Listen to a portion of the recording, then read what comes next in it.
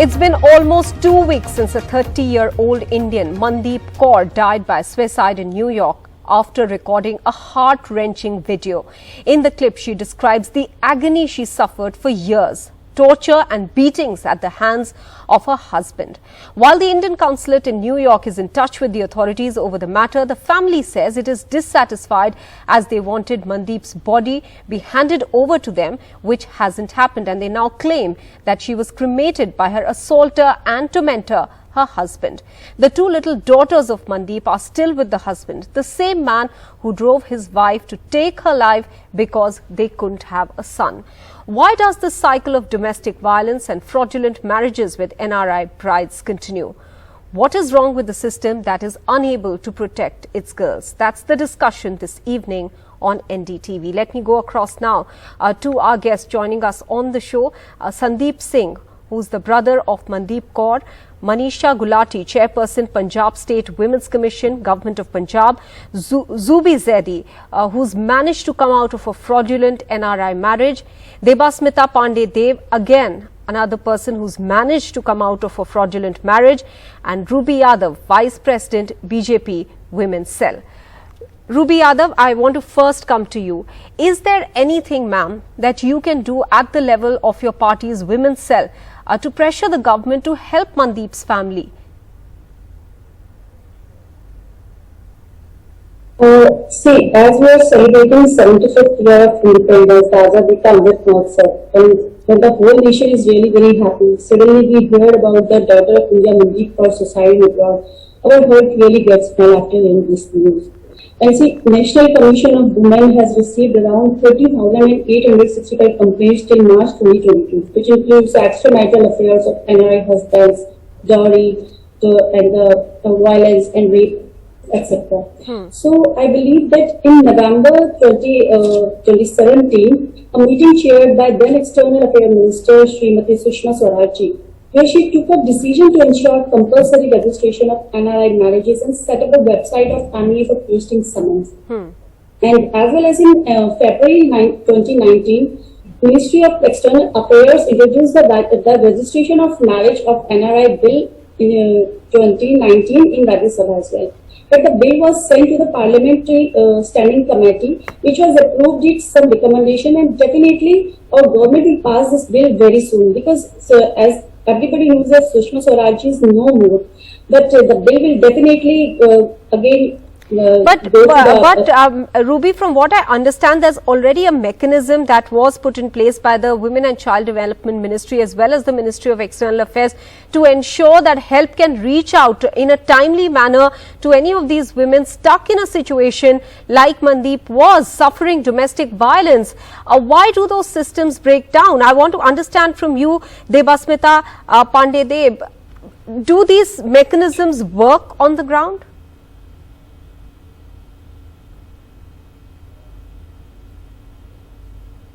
Debasmita, I think you're on mute. Can you unmute yourself and speak, please? Yeah, ma'am, I can hear you. You can hear me? Hello? Yes, your audio is better now. Please go ahead. Yes. Ma'am, can you please again repeat what you say? Debasmita, I want to know, Ruby Yadav was pointing out that there are systems in place, at least the government has tried in the past, that there is a mechanism in place which allows for some sort of redressal of these women who are stuck in marriages of this nature. Do these systems work? Because in Mandeep Kaur's case, clearly it didn't. No, ma'am. Our government is doing nothing for us, and we are suffering lots, ma'am. And we can't get any kind of help from our local police and our judicial system, and also our politicians, and we can't help from any administration department also. We can get some letter, we get some updates, but we can't get any relief from them. Debasmita, tell us what you went through. Ma'am, right now I am it's a very bad situation, but I am still going through with court matter, but our local police did not help us, and embassy only do this please send us a non-bailable warrant. After that, we can find out where is your husband and something others. But when we are send the warrant to them, after that they don't do their work, then where will go? They first ask for warrant. After that, we arrange warrant and send to embassy. But they do not do anything, and they repeatedly pass to the court. All right. Let me try and get some answers there from Ruby Yadav and Manisha, who's also with us. Manisha, before we go back to Ruby Yadav, you just heard the plight there that Debasmita is pointing out too, saying that you have to run to the police, register a case, and then it's almost like a struggle every day for people like Debasmita.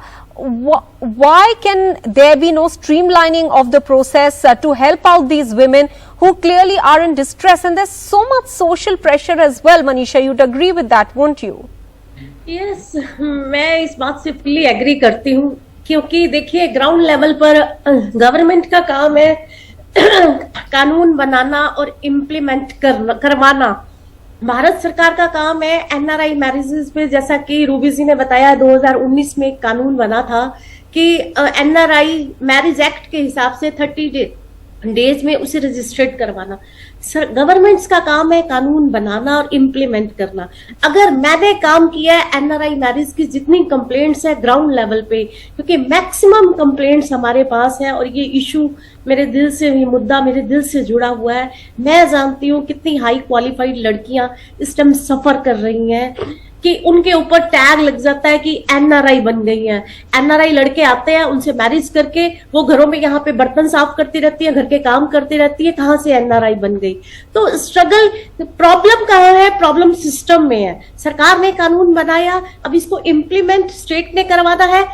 State ने भी आपको bound कर दिया कि आपको किसी NRI लड़के के साथ शादी होने के बाद रजिस्टर्ड करवाना है। पर जो सोशल स्टेटस है, अगर हम सोशल स्टेटस की बात करें कि पब्लिक कितना चाहती है कि इतने मनदीप कौर जैसे इंसिडेंट होने के बाद भी पब्लिक कितना इसको फॉलो अप करना चाहती है, पब्लिक कितना सुनना चाहती है, या क्या रीजंस है? बाहर की ग्लैमरस लाइफ उनको अट्रैक्ट करती है, या बहुत सो मैनी रीजंस। मैंने इतनी सारी फैमिली से बात की है। बट मनीषा, बहुत सारी लड़कियों की तो इसमें कोई जवाबदेही, कोई उनकी चॉइस भी नहीं होती होगी।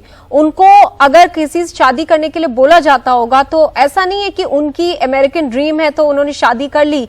एक सोशल स्ट्रक्चर ऐसा बन जाता है कि उनको शादी करनी पड़ती है।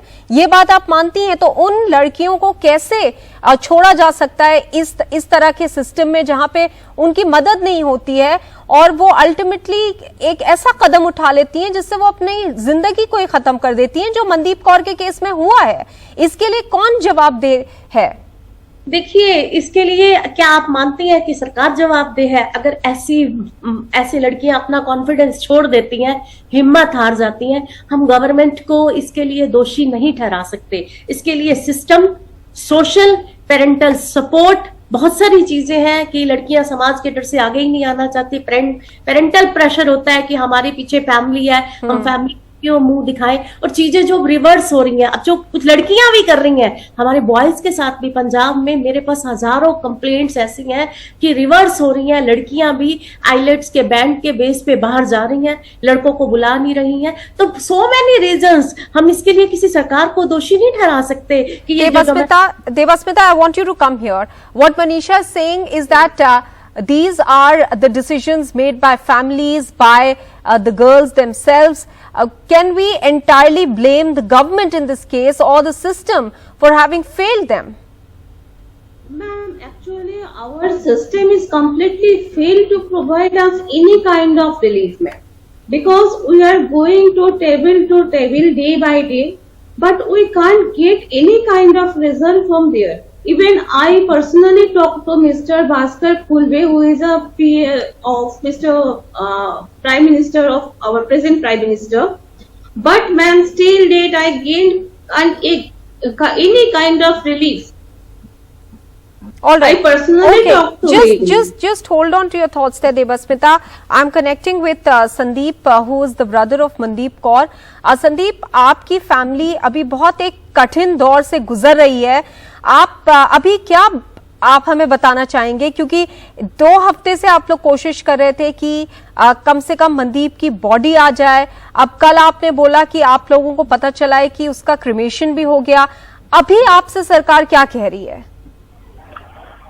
जी, मैं तो पहले मनीषा गुलाटी मैम, मुझे अभी पता नहीं लग पाया, अभी पता लगा. मैं धन्यवाद करता हूं उनका जो हमारा साथ दे रही हैं, और मैं धन्यवाद देता हूं भारत सरकार का, जो विदेश मंत्रालय है, मैं उनका धन्यवाद देना चाहता हूं जो हमारा पहले साथ नहीं दे रहे थे, अब साथ दे रहे हैं. मैं धन्यवाद करना चाहता हूं भारत सरकार का.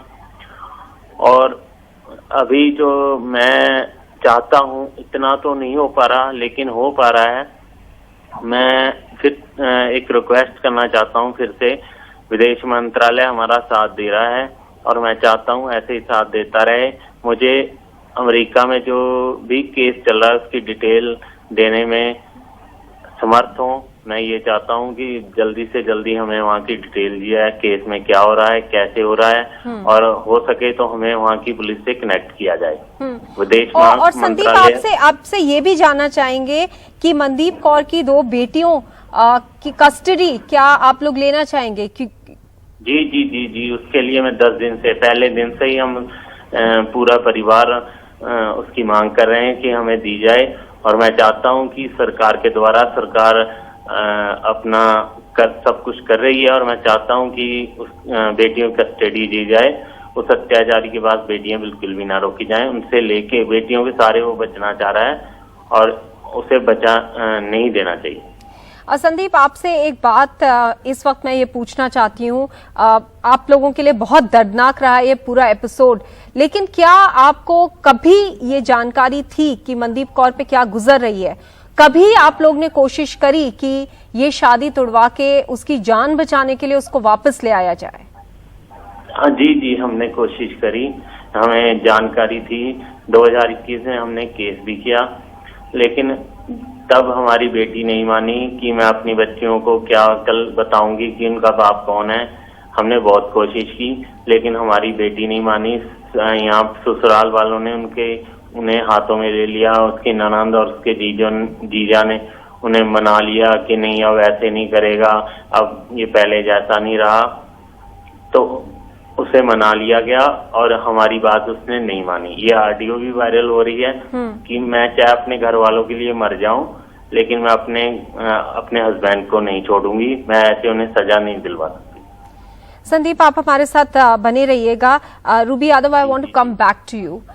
This is a very complex issue, Ruby Yadav, and we all understand there are social pressures involved here. And as Sandeep is pointing out, in this case, Mandeep was pushed to the extent of, dying by suicide, but had refused to come back last year. Under these circumstances, even if you have a system in place, what can you really do? See, our government has launched many schemes for the welfare of the girls to secure their future from the birth to education to their marriages. And I assure you that the strict law shall be formed very soon for the NRI wives as well. And because of the political pressure, the New York Police Department has filed the case, has investigated the Mandeep's case in form of homicide, not as a suicide case. So I just wanted to tell you that our government promotes Beti Bachao Beti Padhao Abhiyan. It's not a political cause, it's a social cause. And because we have seen the result of it in many states including Haryana, Rajasthan and Madhya Pradesh, the ratio of the female sex has been increased. And in many cases, we have seen that for the NRI wives, we have seen that for the mutual understandings, the cases has been sorted out. The parents also put the pressure on their boys, on their sons as well. And I have seen that girls are still fighting in the court, but they are just praying for the God to. Ruby Yadav, okay. Just hold on to your thoughts there, Manisha. Do you think in such cases, awareness and creating confidence in a woman is also very important? Because otherwise, a situation that Mandeep faced can arise where they don't have the confidence to be able to step out of the marriage for several reasons. Maybe, the fact that they are not financially independent, or maybe the fact that there is so much social stigma attached to divorce. How do you overcome these? इसके लिए मेरा यही मानना है कि हमारे पास, मेरे को अब 2018 से मैं पंजाब स्टेट विमेन कमीशन की चेयरपर्सन हूँ। मेरे पास जितनी भी कंप्लेंट्स हैं, जैसा कि उसके ब्रदर ने बताया कि हमने उसका एक बार डाइवोर्स करवाने की कोशिश की, उसको वापस बुलाया, फैमिली सपोर्ट पूरा था उनका, पर जो सोशल स्टेटस है इस टाइम, जो बात कर रही हो, आपकी बात में बिल्कुल पॉइंट है कि जो सोशल लाइफ है, हम इंडियंस विमेन्स को, हम बाहर चली जाती हैं, पर बाहर जाके भी हम इंडिपेंडेंट भी अगर हो जाए, काम भी करने लग जाए, पर हमारी जो सोशल लाइफ, हमारी जो स्टार्टिंग से जिस कल्चर में हमारी परवरिश हुई है, वो सोशल लाइफ हमारा पीछा नहीं छोड़ती। बड़ा स्ट्रांग होने की जरूरत है, अपने आप से प्यार करने की, अपनी डिग्निटी से प्यार करने की। इंडिपेंडेंट होना ही सब कुछ नहीं है। जब तक आप अपने आप में अपने राइट्स के लिए, कि हमारे राइट्स क्या है, हमारी पावर क्या है, और हम अंदर से कितना स्ट्रांग है कि हम पहले ही थप्पड़ को, अगर हम पहले अब्यूज को जब तक हम नहीं रोकेंगी, चाहे हम दुनिया के किसी भी कोने में चले जाए, ऐसी वायलेंस होती रहेगी। दुनिया का कोई कानून, कोई सरकार, कोई एम्पावरमेंट कुछ नहीं कर पाएगी जब तक औरत खुद अपनी डिग्निटी से प्यार नहीं करेगी, अपने राइट्स को नहीं पहचानेगी, और हर पहले थप्पड़ को और हर पहली वायलेंस को। लेकिन मनीषा, उसके लिए एक सोशल स्ट्रक्चर होने की भी जरूरत है। A woman needs support from the social system in which she is born and brought up, for her to have that self dignity, self respect, and the courage to assert that. All the women feel that within.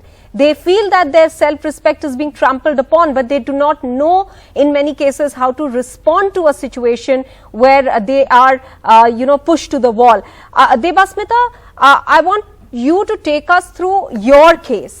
आपके साथ क्या हुआ, क्योंकि आपका case एक NRI fraud marriage का है। Yes ma'am, actually मेरे साथ में ऐसा फ्रॉड हुआ कि मेरे हस्बैंड, मैं अभी नॉर्थ बंगाल शिलीगुड़ी डिस्ट्रिक्ट में रहती हूँ, दार्जिलिंग डिस्ट्रिक्ट में। यहाँ पे मेरा ये सेकेंड मैरिज था, एंड ये कम्प्लीटली अरेंज मैरिज था। पहले हमारी सोशल मैरिज हुई आर्य समाज समिति में, एंड मेरे हस्बैंड मेरे से काफी एजेड भी है, बिकॉज मैं प्रीवियसली मैरिज थी, and I am a divorce woman with my 2 daughters। I am a single mother. तो उन लोगों ने जानबूझ के ये शादी करवाया बिकॉज दे नीड चाइल्ड। तो ये एक completely arrange and social marriage था। आफ्टर दैट मेरी मैरिज जैसे ही कंप्लीट हुई, मेरे हस्बैंड यहाँ से स्किप किए, and basically they are belongs from Nepal. And Nepal and India का रिलेशनशिप भी वेरी कॉमन है, यहाँ पे कोई प्रॉब्लम नहीं आती है। बट आफ्टर दैट जब रजिस्ट्रेशन का टाइम आया, एट दैट टाइम उन्होंने कहा कि he is a citizenship of Canada, और रजिस्ट्रेशन में उन्होंने कनाडा का एड्रेस दिया, और मेरी कोई भी रिलेटिव्स शिलीगुड़ी में बिलोंग नहीं करते हैं। सो दैट टाइम मैंने ऑब्जेक्ट किया कि भाई मेरी कोई फैमिली मेंबर्स यहाँ पे नहीं है, पहले ये बात एस्टेब्लिश की भी नहीं गई थी, तो फिर अभी ये कैसे होगा। तो उनकी फैमिली वाले सारे यहीं रहते हैं। उन लोगों ने रिस्पॉन्सिबिलिटी लिया कि हम लोग कहीं भाग नहीं जाएंगे, तो उन्होंने रजिस्ट्रेशन करवा दिया। एंड रजिस्ट्रेशन के जस्ट नेक्स्ट डे मॉर्निंग, मतलब मेरे 10 अप्रैल को रजिस्ट्रेशन हेल्ड हुआ यहाँ पे, एंड 11th मॉर्निंग 6 o'clock मेरे हस्बैंड इंडिया स्किप कर गए, इंडिया से। And still date ma'am I don't have any, मतलब उनकी कोई खबर मेरे पास नहीं है। पुलिस के पास जाते हैं, उनकी फैमिली ने हमारे साथ सारा रिलेशन तोड़ चुके हैं, केस चल रहा है। अभी उनके नाम पे वारंट इशू हो चुका है, एम्बेसी बोले थे कि आप वारंट सेंड करो, हम लोगों ने उनको वारंट दिया, बट वारंट एग्जीक्यूशन नहीं होते हैं, बिकॉज हमारे जो पुलिस सिस्टम है वो क्या करते हैं कि इन लोगों का पॉलिटिकल पावर, बहुत ज्यादा प्रेशर में मैं जी रही हूँ मैम। इवन पुलिस कोई कोऑपरेशन नहीं देते हैं, and we are just like a taboo कि भाई इनका, मतलब हमारी कोई स्टेटस नहीं होती है, ना तो हम लोग विडो बन के जी सकते हैं, ना तो हम लोग मैरिड बन के जी सकते हैं, ना तो सिंगल बन के जी सकते हैं। तो आंसर देना इज वेरी डिफिकल्ट। और अभी भी मैं केस पे ही चल रही हूँ। अभी मेरा सिचुएशन ये है कि कोर्ट से हमारी पुलिस को ये बोला जाता है कि भाई अगर उनके हस्बैंड नहीं मिल रहे हैं तो आप स्टेटस रिपोर्ट में एब्सकॉन्डेंस दिखा दो, लेकिन हमारे पुलिस कोर्ट को वो रिपोर्ट भी नहीं फॉरवर्ड करते हैं। Manisha, And can you weigh in on that point? You know, there are so many technical nitty-gritties attached here. As she's saying, why can they not be made absconders? Why is this not possible? देखिए, इनकी बात से मैं बिल्कुल सहमत हूँ कि some time system में कहीं ना कहीं पॉलिटिकल प्रेशर इंटरफेरेंस है। सब जगह तो नहीं है, ये डिपेंड करता है कि आप अब जैसे मैं कमीशन को कैरी कर रही हूँ, वुमेन के कॉन्स्टिट्यूशनल राइट्स को देख रही हूँ, हमारे पास बहुत सारी कंप्लेंट्स जैसे आती हैं, पर बहुत सारी लड़कियां हैं, कहीं कहीं हम भी पावरलेस हो जाते हैं, हेल्पलेस हो जाते हैं कि पॉलिटिकल प्रेशर केस खराब कर देता है, प्रॉब्लम्स क्रिएट होती हैं समटाइम। मैं इनकी बात से एग्री करती हूँ। इसके लिए अब कहीं ना कहीं मुझे लगता है कि मैं अपने ऑनरेबल प्राइम मिनिस्टर साहब से 2020 में मिली थी इसी इशू को लेके, एनआरआई मैरिजेस के, क्योंकि ये एक बड़ा पंजाब से बड़ा संजीदा मुद्दा है। मैक्सिमम गर्ल्स हमारी पंजाब में है और अब 30,000 लड़कियां इस टाइम सफर कर रही हैं। अब हजारों में रिवर्स केस जो हो चुके हैं, उसी को लेके मिली थी, तो बड़ा कंसर्न था। और मुझे लगता है इस पर कुछ कानून में काम हो रहा है, कुछ न्यू लॉ आ रहे हैं जिससे हमारी इंडिया की बेटियों को प्रोटेक्शन मिले, बाहर की गवर्नमेंट्स का सपोर्ट मिले, और ये भारत सरकार के थ्रू ही होगा। बाकी रही जो इनका कंसर्न है जिसके ऊपर आपने अभी क्वेश्चन किया है कि सिस्टम समटाइम सिस्टम हेल्प नहीं करता, इससे मैं एग्री करती हूँ कि ये सही कह रही हैं कि ऐसा होता है। All right, I'll thank all three of you for joining us here on the show, and many thanks to Sandeep as well, Mandeep Kaur's brother, who is speaking with us despite going through such difficult times currently. Many thanks all of you for joining us here. Now, the suicide case of Mandeep Kaur in the United States brings back the focus to the issue of safety and protection of women from domestic violence involving NRI husbands. While the government and multiple NGOs are creating awareness over the issue, there are still many cases which go unheard.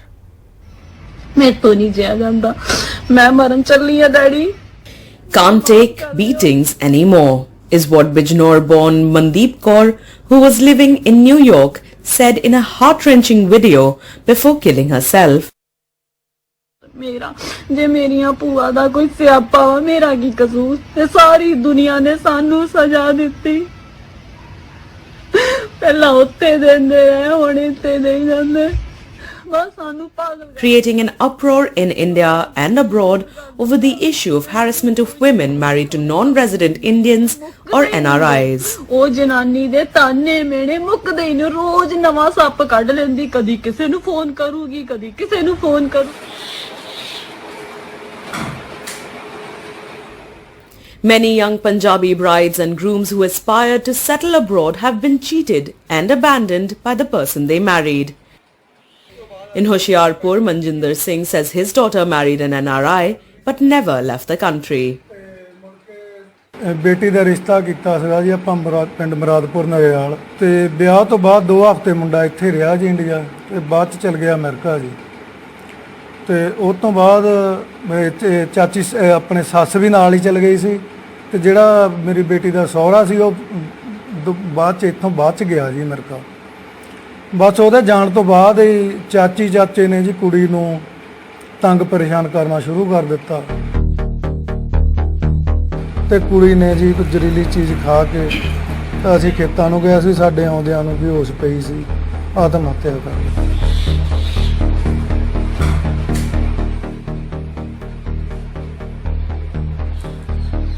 The husband and the in-laws are abroad, so they escaped legal action here. Experts say that there are 3 types of such marital fraud. NRI man marries in India for dowry and returns abroad, and the bride never sees him again.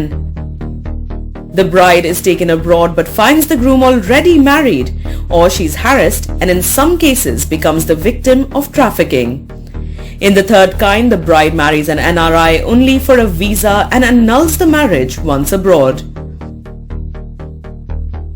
ਪਰੇਸ਼ਾਨੀ ਵੀ ਇਹ ਸੀ ਕੁੜੀ ਨੂੰ ਪੜ੍ਹ ਕੇ ਵੀ ਕੋਲ ਕੁਛ ਨਹੀਂ।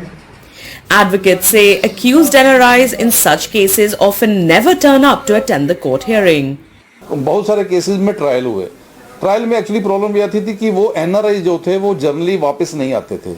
अगर case भी रजिस्टर हो जाता था, कोर्ट में केस भी चलता है, वो कोर्ट केस अटेंड करने नहीं आते थे और जनरली जो है वो प्रो क्लेम्ड ऑफेंडर डिक्लेयर कर दिए जाते थे, जिसको हम कहते हैं इश्तिहारी मुलजिम पंजाबी में कहते हैं, कि वो डिक्लेयर हो जाते थे और जब कभी पकड़े गए तो फिर वो केस चलते थे। Last year, the parliament was informed that 382 passports have been revoked since 2015 for deserting Indian women married to NRIs, of which 216 women so far had sought legal and financial assistance under the scheme run to help them. Punjab's Women Commission chief says better coordination is needed between the centre and state agencies to catch the culprits. हमने कुछ matters में passport भी police के जरिए impound करवाए और हमने 2-3 cases में लड़कों को एयरपोर्ट पे भी जाने से, फ्लाइट में बैठने तक से रोका। हमारी स्टेट गवर्नमेंट भारत सरकार के साथ जो एक मेन जो प्रोसेस है, स्ट्रॉन्ग कॉरेस्पॉन्डेंस करे। National Commission of Women and Ministry of NRI Affairs in Punjab have been holding multiple awareness programs to ensure that women don't fall prey to such cases. An easy process of law will be of great help to those who unfortunately become the target of such harassment. With Mohammad Ghazali in Chandigarh, Sarah Khan for NDTV.